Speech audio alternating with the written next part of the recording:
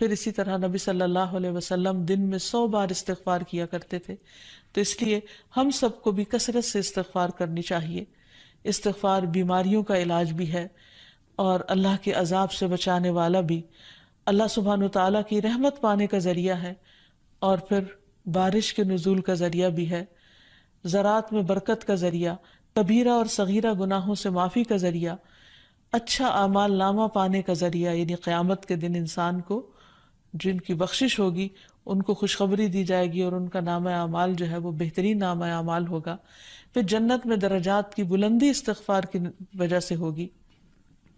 تو اس لیے ضروری ہے کہ ہم اٹھتے بیٹھتے اپنے گناہوں کی معافی مانگتے رہیں، اور استغفار کے لیے انسان اپنی زبان میں بھی اللہ تعالیٰ سے بخشش مانگ سکتا ہے، لیکن بہتر یہ ہے کہ اگر انسان قرآنی دعاؤں اور مسنون دعاؤں کا سہارا لے اور ان کو سیکھ بھی لے، کیونکہ یہ ہم سب کی ضرورت ہے.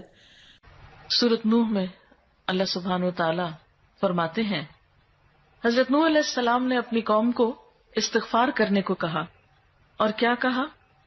فَقُلْتُ اسْتَغْفِرُوا رَبَّكُمْ، میں نے اپنی قوم سے کہا کہ اپنے رب سے استغفار کرو، اپنے رب سے معافی مانگو.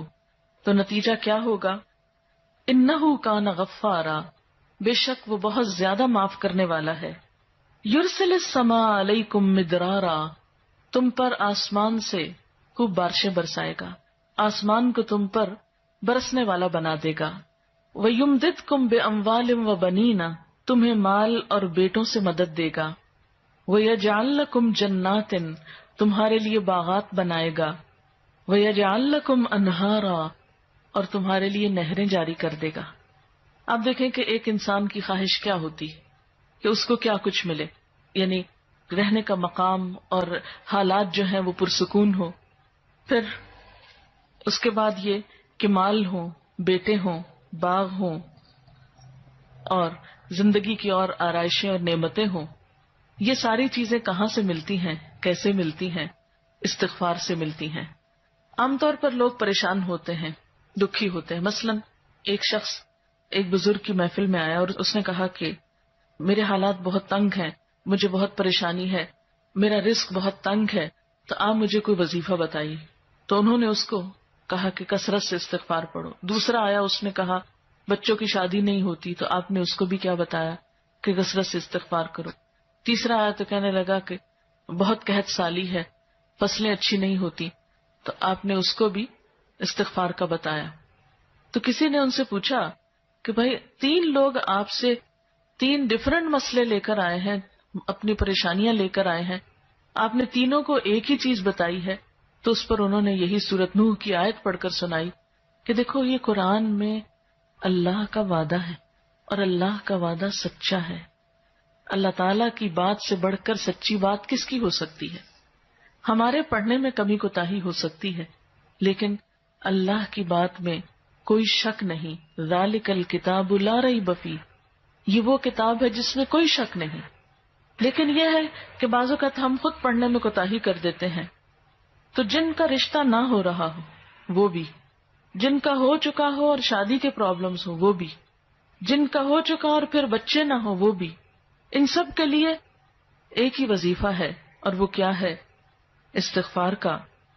پھر اسی طرح ایک اور جگہ پر ایک اور پیغمبر نے اپنے لوگوں سے کہا وَاسْتَغْفِرُوا رَبَّكُمْ ثُمَّ تُوبُوا إِلَيْهِ إِنَّ رَبِّي رَحِيمٌ وَدُودٌ، اپنے رب سے معافی مانگو اور اس کی طرف پلٹ آؤ، بے شک میرا رب رحیم ہے اور اپنی مخلوق سے بہت محبت رکھتا ہے. یعنی جب کسی بندے پر کوئی تکلیف آتی ہے تو ایسا نہیں کہ اللہ تعالیٰ اس پر خوش ہوتے ہیں اور جان بوجھ کے ستانا چاہتے ہیں بندوں کو. اللہ تو بندوں کے حق میں بہت مہربان ہے. پھر سوال یہ پیدا ہوتا ہے کہ تکلیف آتی کیوں؟ اگر وہ ہم سے محبت کرتا ہے اور وہ بہت مہربان ہے. تو بات یہ ہے کہ کچھ چیزیں ہم اچھے حالات میں سیکھتے ہیں اور کچھ چیزیں ہم ہارڈ شپ سے سیکھتے ہیں. کچھ نعمتوں کی قدر ہم اچھے طریقے سے ویسے ہی کر لیتے ہیں، اور کچھ چیزوں کی قدر ہمیں اس وقت آتی ہے جب کوئی مشکل پیش آتی ہے.